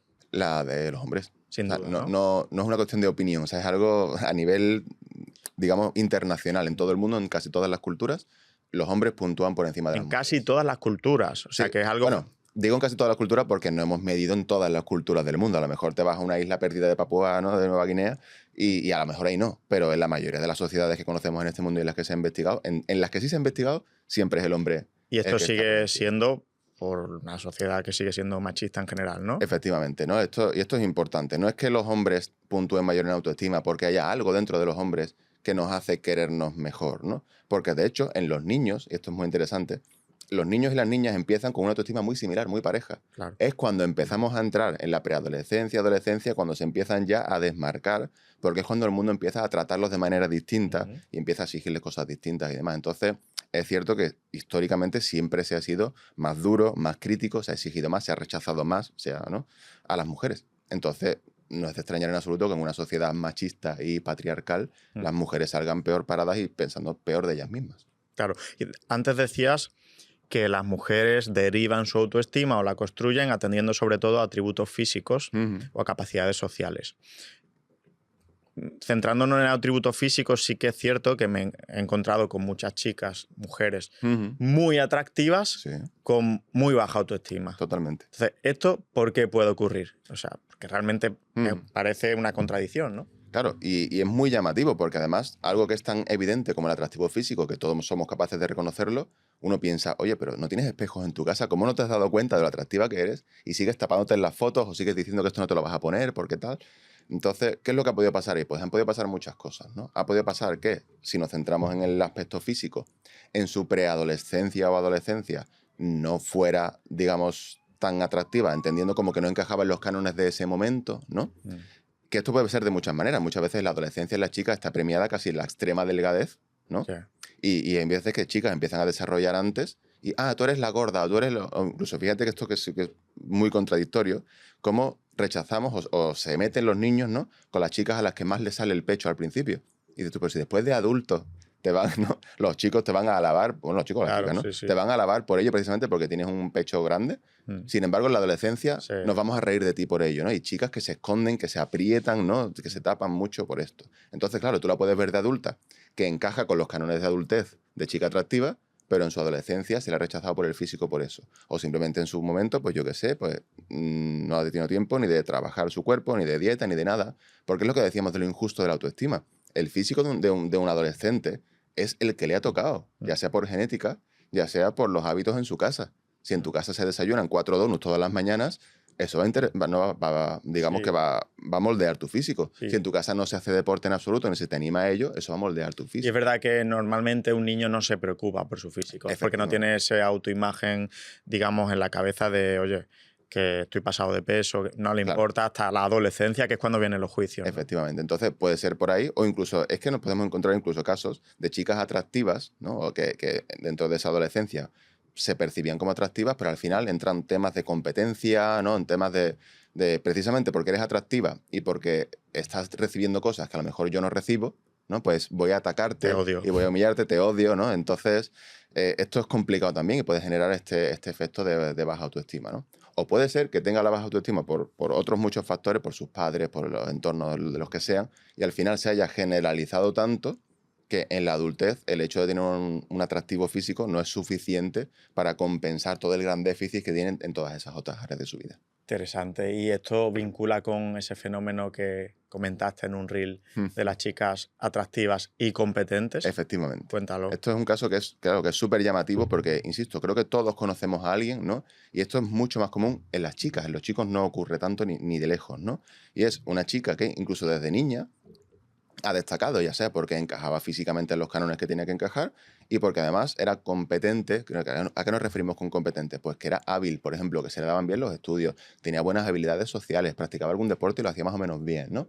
Entonces, tú te encuentras a una chica que está en esa adolescencia en la que hay mucha competencia y aunque mucha gente me escribió en plan, bueno, las mujeres no competimos entre nosotras por la sororidad y demás, ¿no? Y esto es cierto, está creciendo este fenómeno de la sororidad y de la igualdad. Entre ellas. Efectivamente, está creciendo y estamos consiguiendo cambiar poco a poco. Pero eso no significa que hace 20 años, o incluso a día de hoy, pero hace 20 años más, antes de todo el auge del feminismo, la competencia era mucho más feroz, ¿no? Entonces, te encuentras con chicas que, por ejemplo, porque le gusta porque un chico se ha fijado en ellas y a ellas ni les gusta ese chico, ¿no? Pero resulta que hay una compañera de clase a la que le gusta ese chico que no la mira a ella, la mira ¿no? a la que estamos hablando. Fíjate, en esta dinámica, sobre todo hablando de quién le gusta a quién, y otra opinión difícil, pero creo que compiten mucho más ellas que nosotros. Claro. Es decir, nosotros, esto lo he hablado con amigos, lo he hablado con pareja, lo he hablado con mucha gente, no tendemos a no darle tanta importancia a quién te gusta a ti, quién te gusta a mí, y a realmente,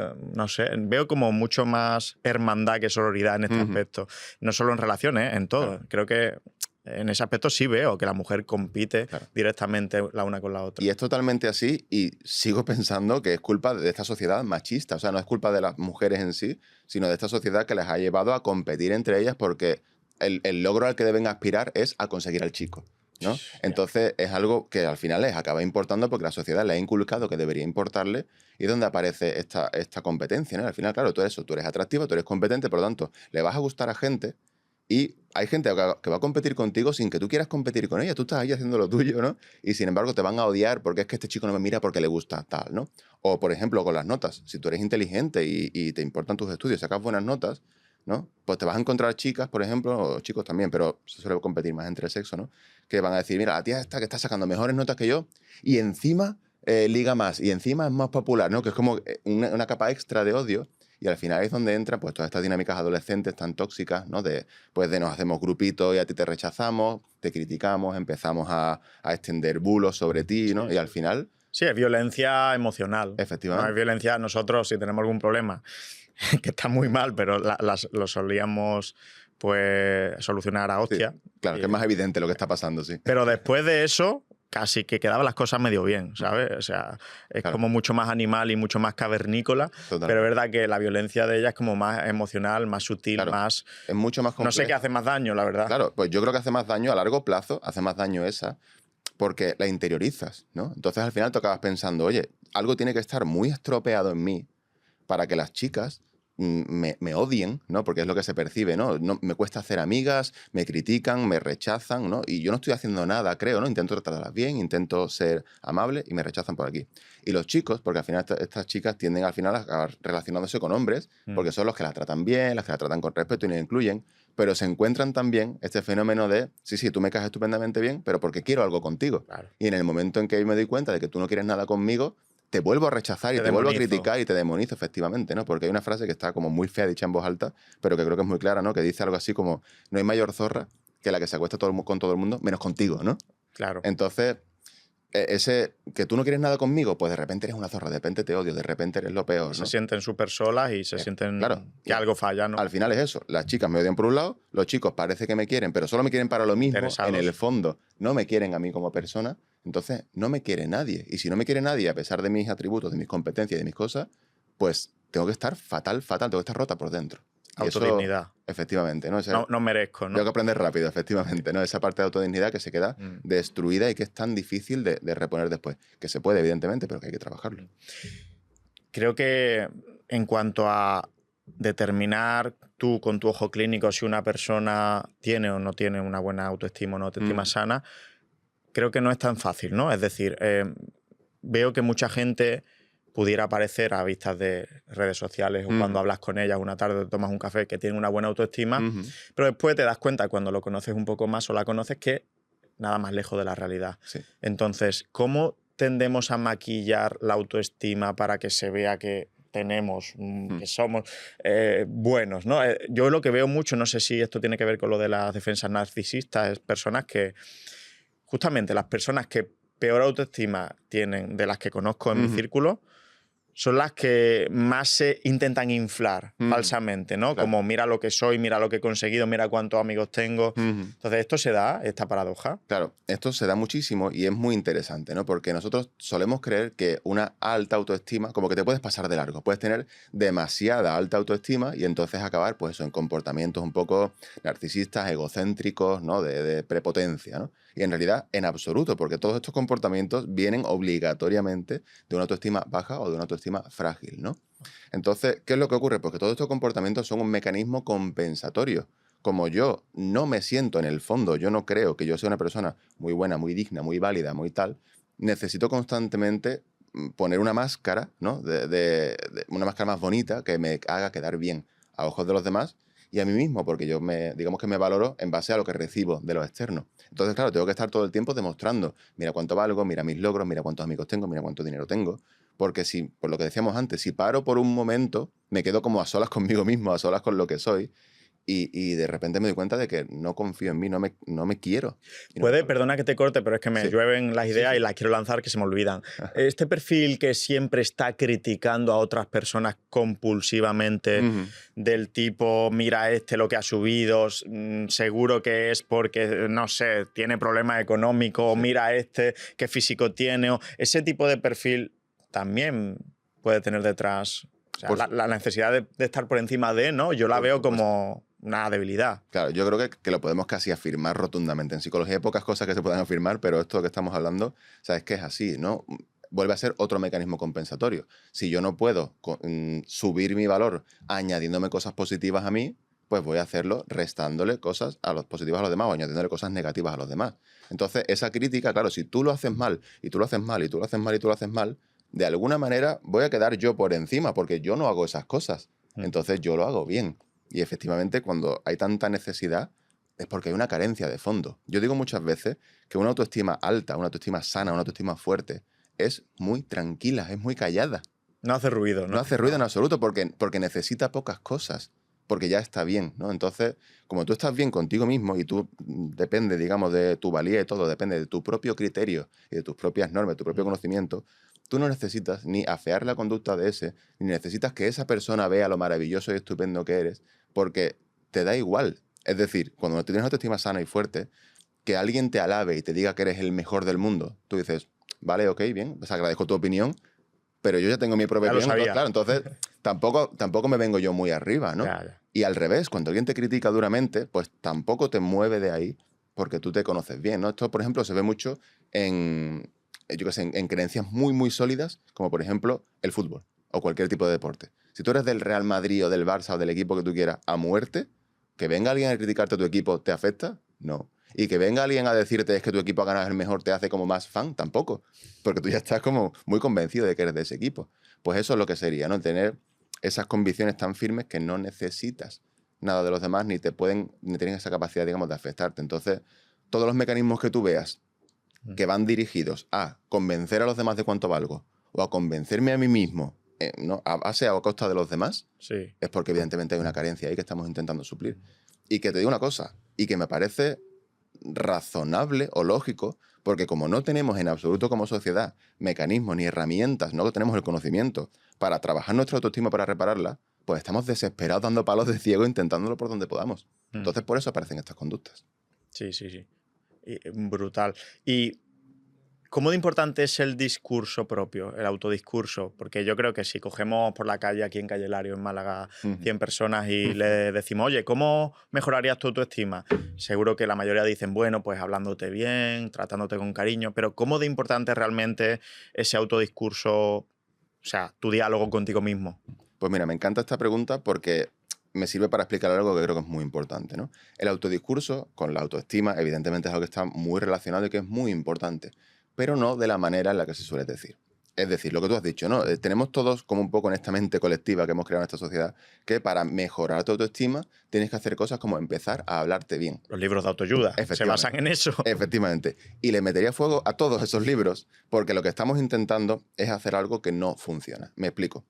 Por mucho que esté más que demostrado que la repetición y el hábito, ¿no?, puede forjar nuevos cambios y todo eso es muy cierto y es muy verdad, pero solo si va en la línea de nuestras propias creencias, ¿vale? O sea que- Y esta es la clave, ¿vale? Que si yo creo que yo soy, por ejemplo, pues no sé, buen psicólogo, ¿no?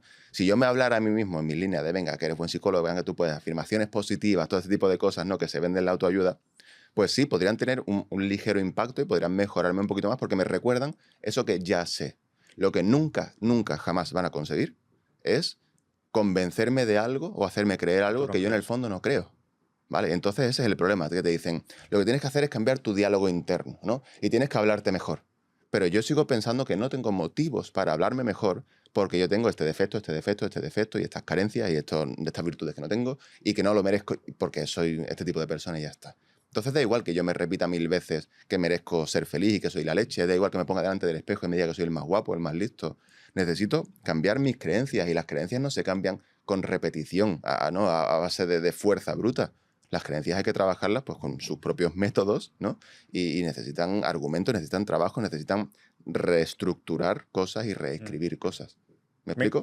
Sí, totalmente. Sería como, yo qué sé, vaciar el mar con un cubo de la playa. Es decir, no vas a conseguir gran cosa, ¿no? Claro. Simplemente por afirmarte todas las mañanas, soy guapo, soy valgo y soy listo, ¿no? Efectivamente. O sea, hay que hacer un trabajo más profundo y me interesa mucho desde el ámbito clínico cómo es ese trabajo, es decir, qué herramientas utilizáis con los pacientes para, como tú creo que dijiste antes, escribir una nueva narrativa de quién soy, qué me ha pasado y Claro. hacia dónde voy. Claro, pues mira, el tema de lo de las creencias, de cambiar las creencias, es un tema súper complejo y yo creo que está presente en la mayoría de los tratamientos a nivel de psicología, ¿no? Y es algo muy complejo y muy difícil de hacer uno mismo por voluntad propia, como decíamos, o con herramientas como me lo voy a repetir o me lo voy a creer, ¿no? Porque el cerebro está hecho para protegerte de ese intento de cambio de tus creencias, ¿vale? Aquí abriremos un melón enorme, pero resumiendo muchísimo, somos máquinas de sobrevivir y somos máquinas de ser eficientes energéticamente. ¿Esto qué significa? Pues que si nuestro cerebro está hecho para asegurarnos la supervivencia, sabemos que tiene como más de 30.000 años el cerebro que tenemos, la versión que tenemos actualmente, ¿no?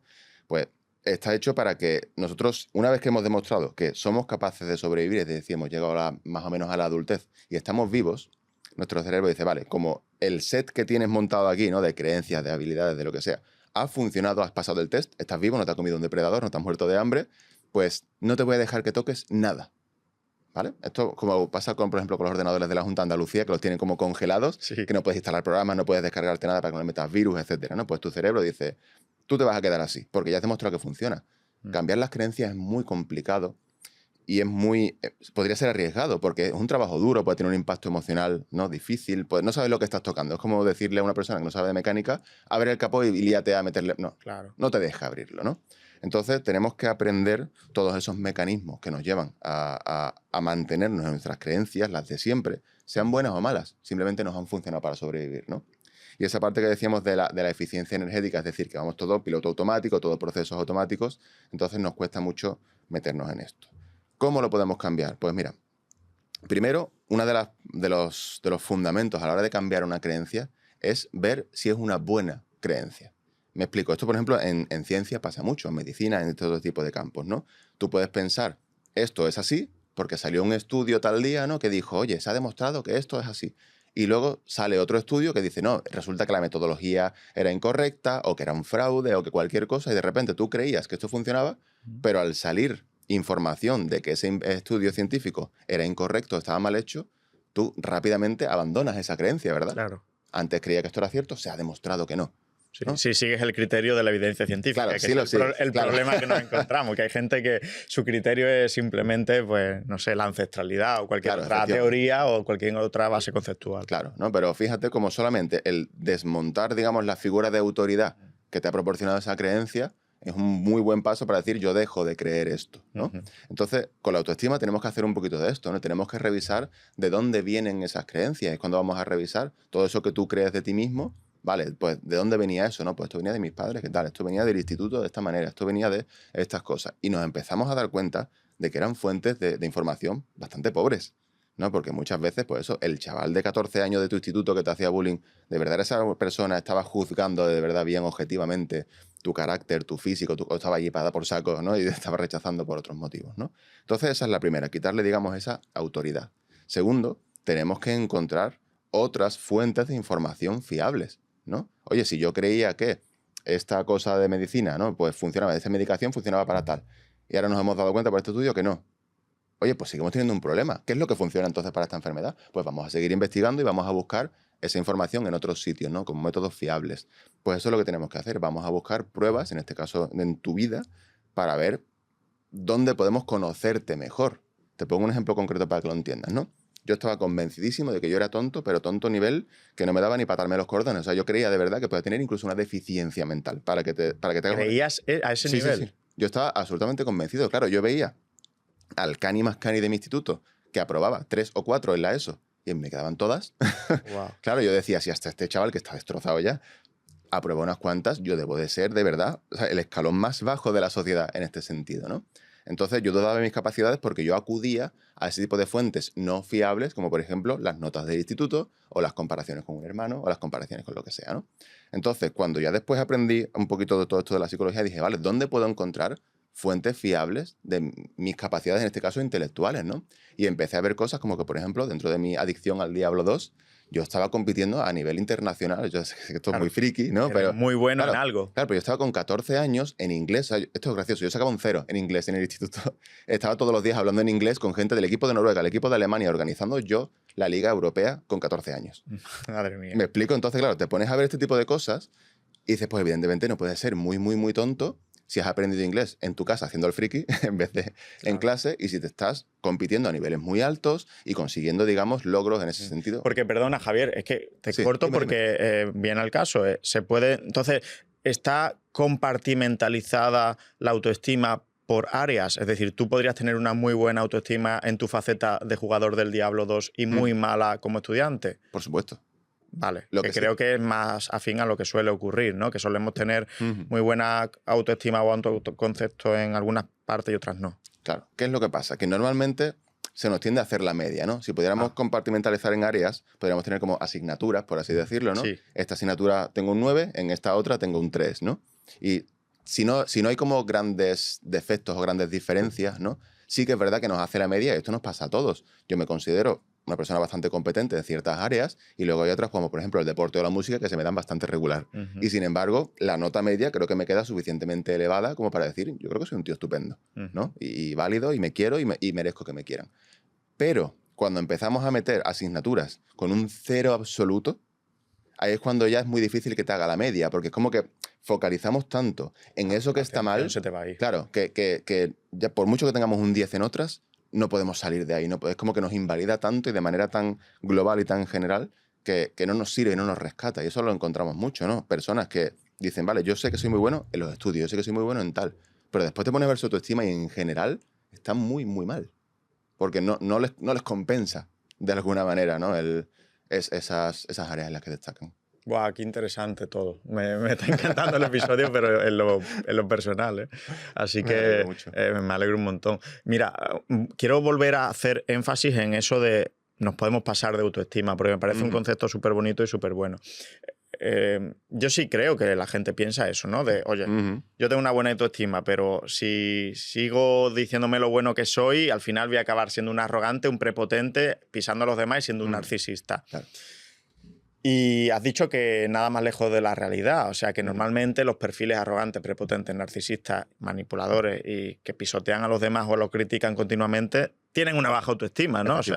O sea, la buena autoestima no tiene que ensalzarse.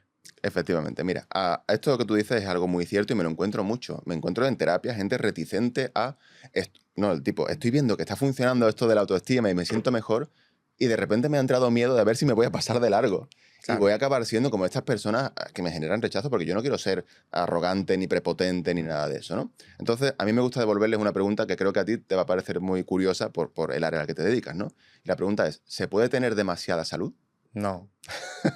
No. La respuesta es no. Claro, la respuesta es no. Se puede estar muy sano y eso siempre va a ser bueno.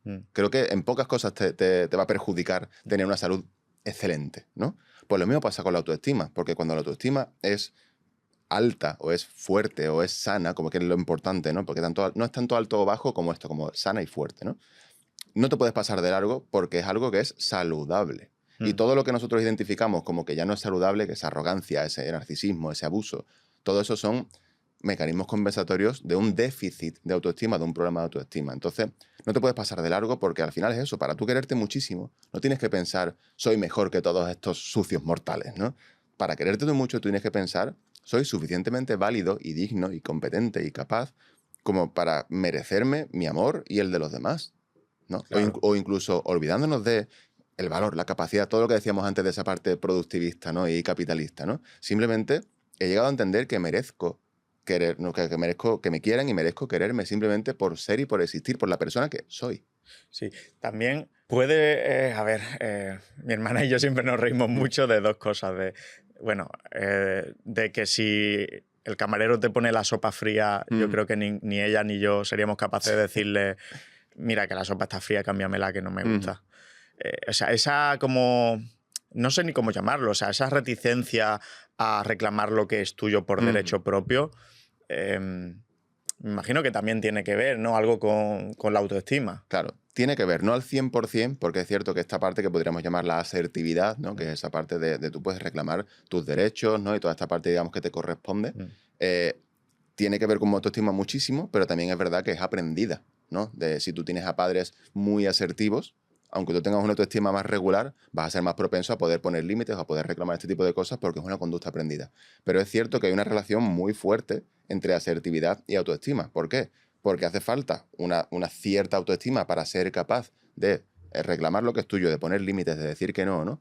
Y al revés, el hecho de funcionar como una persona una persona asertiva, refuerza tu autoestima constantemente.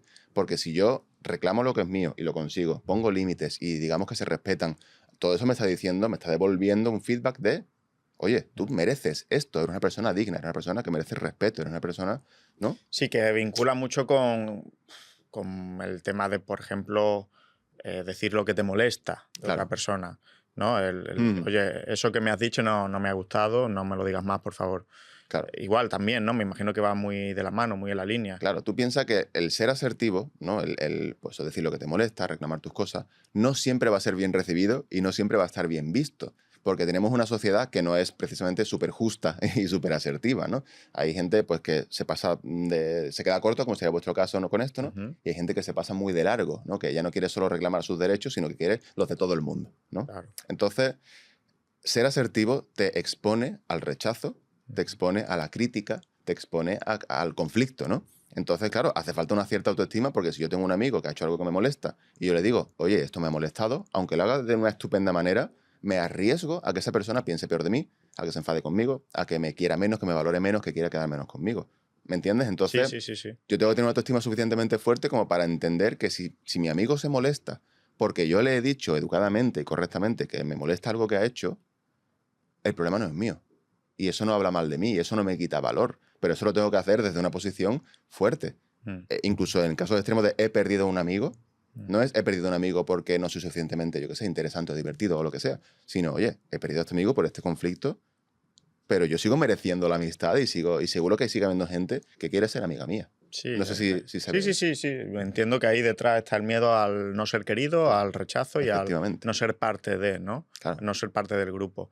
Y volviendo a la operativa con tus pacientes en consulta, Ujú.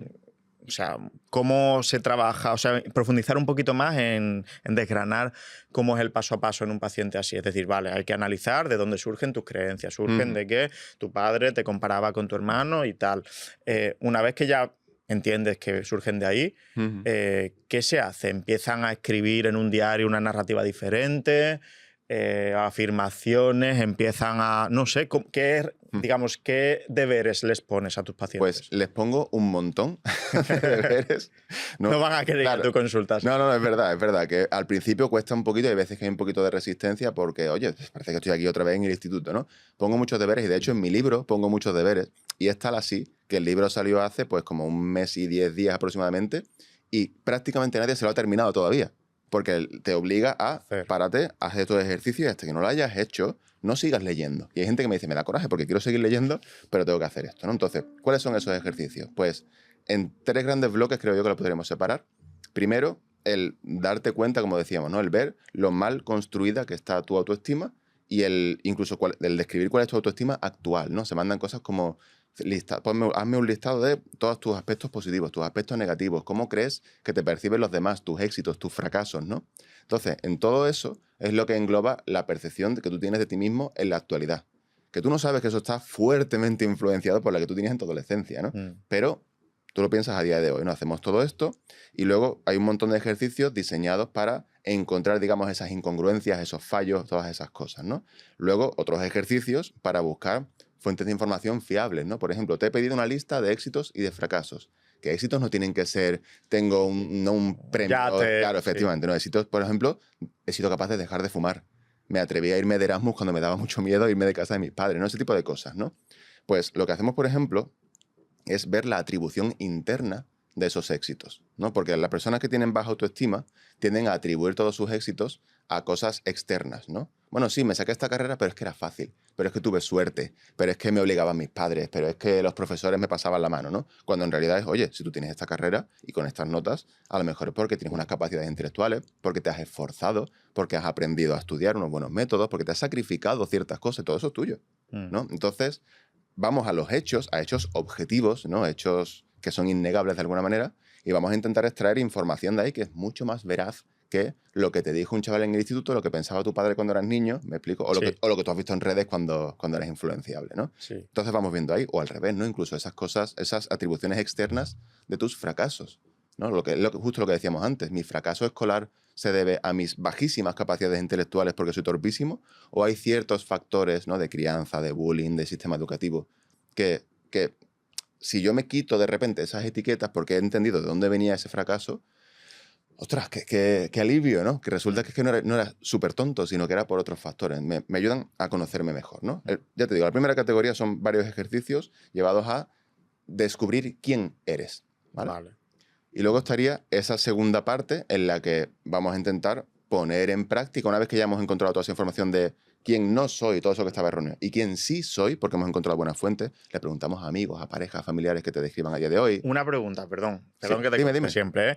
En el quien sí soy, ¿solo hay que buscar cosas buenas? No, Porque también creo que una buena autoestima es reconocer los errores o donde me he equivocado en la vida, ¿no? Entonces, por supuesto. se los pides también que... Claro, por supuesto. Al final, con este listado de aspectos negativos, no pretendemos dejarlo a cero. No es vamos a echar todos los balones fuera para que tú creas que eres un ser de luz perfecto y maravilloso. Claro. No, en absoluto. Pero ¿qué pasa? Que las personas que yo veo, con todos los que trabajan en autoestima, suelen tener un déficit de aspectos positivos, ¿no? Por ejemplo, pues eso, yo no me considero inteligente, aunque tenga una carrera, digamos, pues eso, de medicina, porque no era para tanto, porque tuve suerte. Entonces le faltan atributos, ¿no? Pero prácticamente siempre sobran atributos negativos, esas cosas que te han puesto, ¿no? Yo, por ejemplo, con 25 años me seguía viendo gordo, a pesar de ir al gimnasio 5 días a la semana en dieta, suplementación, o sea, estaba suficientemente fuerte y con un índice de masa corporal de grasa bajo. Pero como estaba gordito en mi adolescencia, yo me veía gordo siempre, ¿no? Entonces, es ese tipo de cosas, ¿no? Quitar esas cosas que sobran, ¿no? Ahí se hace mucho trabajo también. Y luego con las que queden, y esto es importante, ¿no? Porque es que es un follón, ¿no? Se categorizan, digamos, esos aspectos negativos en diferentes categorías, ¿no? Como esto era cierto en tu adolescencia, pero ahora ya no. Esto nunca fue cierto. No, hay una categoría que es, esto es cierto y no tiene por qué o no puede ser cambiado. No, por ejemplo, imagínate que yo soy un hombre que tengo una estatura más o menos baja, que esto para los hombres ya sabemos que es como de repente un crimen, ¿no? Ser bajito, ¿no? Pues oye, yo no puedo cambiar mi altura, ¿no? Hay operaciones, pero no nos vamos a meter ahí, ¿no? Entonces, ¿qué pasa? Que de repente si no puedo eliminar esto que podríamos llamar un aspecto negativo, ya no me puedo querer. No, en absoluto. A lo mejor hay que ver cómo me relaciono con esos aspectos negativos y cuánto realmente me representan y cuánto realmente influyen en mi valor general como persona. Y aprendemos a relacionarnos con nuestros aspectos negativos de una manera sana, como haríamos con otras personas, por ejemplo, con nuestras parejas. ¿No? Por ejemplo, todo hombre que es bajito y tiene pareja, tiene una pareja que considera que es una persona estupenda, maravillosa, súper válida, atractiva, a pesar de, es que me da coraje tener que poner comillas aquí, ¿no? Porque no es malo ser bajito, pero a pesar de eso. ¿Me explico? Sí. Entonces, aprender a relacionarnos de esa manera con nuestros aspectos. Entonces, esto es importante. Podemos tener cosas malas, todos las tenemos, o aspectos negativos o carencias, ¿no? Y que a pesar de ello, tú te sigas queriendo y te sigas mereciendo. Sí, el punto de perdonar esa parte, ¿no? Y no machacarte por ella. Es decir, cambiar también el autodiscurso con el punto mido 1,60 m. Efectivamente. Y no es lo que espera la sociedad de mí. Claro.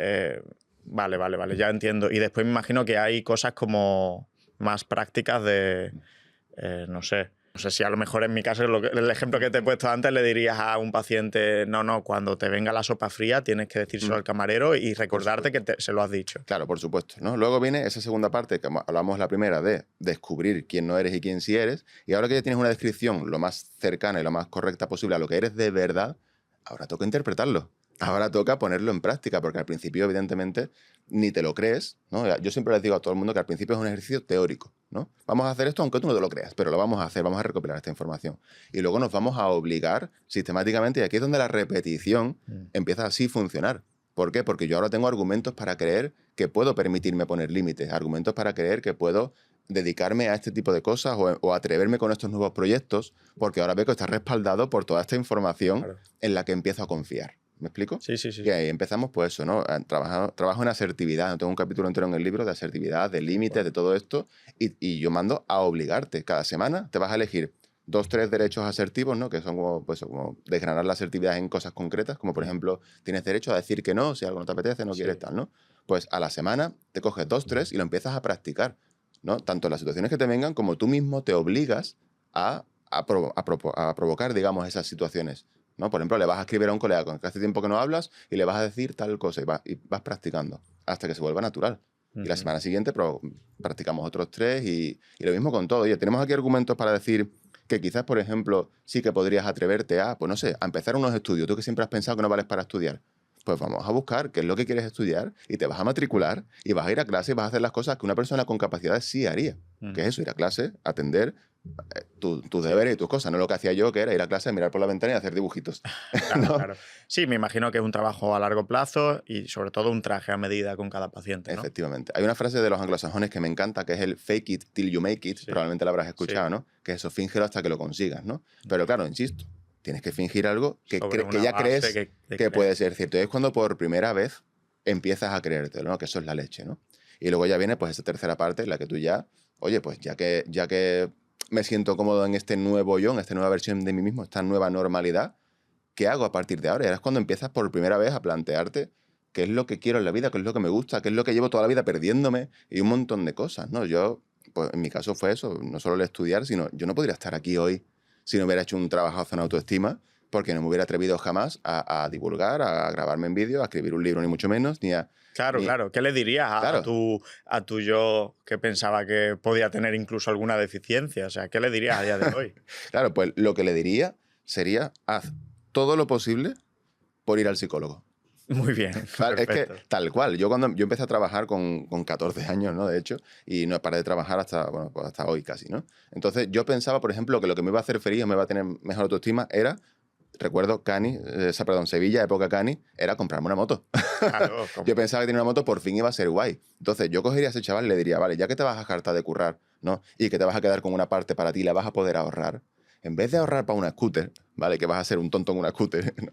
Ahorra y busca ayuda, ¿no? Ya que no me la pudieron ofrecer en otros medios, búscala tú y ve al psicólogo, porque yo no le podría haber dicho nada en una conversación de media hora que me hubiera ayudado. Porque si yo me hubiera dicho, y esto es importante, si yo me hubiera cogido con 14 años y hubiera dicho, mira, el día de mañana vas a hacer esto, ¿no? Y vas a trabajar de esto, y mira, esta es tu mujer que es espectacular y maravillosa, y te va a ir así, te va a ir así, ¿no? Y te va a querer la gente. Hubiera dicho, ¿qué estás hablando? no, O sea, no me lo creo. no me lo creo, pero en absoluto. O sea, dudo más lo que me estás contando que el que pueda fijar en el tiempo. No sé si me Claro, explico. claro, sí, sí. Entonces, por eso le hubiera dicho, ve al psicólogo, ¿no? Y eso es un poco el mensaje que hay que transmitir, ¿no? Que todos los consejitos que se venden para mejorar la autoestima no sirven, porque no puedes mejorar la autoestima con 3 frases, con 4 truquitos, con 2 técnicas y con lo que sea. Si fuera tan fácil, tendríamos este problema solucionado porque nadie se expondría a tener una mala autoestima que te destroza la vida. Efectivamente. Pues me ha encantado el episodio, Javier. también, La por verdad, favor. sí, creo que se me ha notado, la verdad que sí. Bueno, tienes tu libro Kit de Emergencia para reparar tu autoestima, que además ha salido hace muy poquito. Efectivamente. Aquí tienen todos los pasos, las herramientas, bueno, todo lo que se puede meter en un libro, porque repetimos que la terapia sigue siendo más que necesaria, ¿no? Que es la base. Esto complementa la terapia. Efectivamente, pero sí que es verdad que es casi un guión paso a paso, sesión por sesión, de la terapia que yo llevo haciendo los últimos 10 años, ¿no? O sea, sesión 1, capítulo 1, sesión 2, capítulo 2. O sea, creo que evidentemente ningún libro puede sustituir jamás a terapia psicológica, pero ha sido mi intento de quedarme lo más cerca lo que más se pueda. cerca posible. Genial, maravilloso. Pues nada, te damos las gracias, esta es tu casa y Gracias a vosotros. estoy seguro de que este episodio va a ayudar mucha gente, pero no porque le vaya a solucionar el episodio, sino porque van a iniciar el cambio. Esa es la clave. El objetivo. Esa es la clave, Ese ¿no? es el objetivo. Que se movilicen. Así que muchísimas gracias. Y A chicos, un episodio más de Mejor que Ayer. Súper recomendado el libro. Nos vemos en el siguiente. Un fuerte abrazo y a seguir empoderando.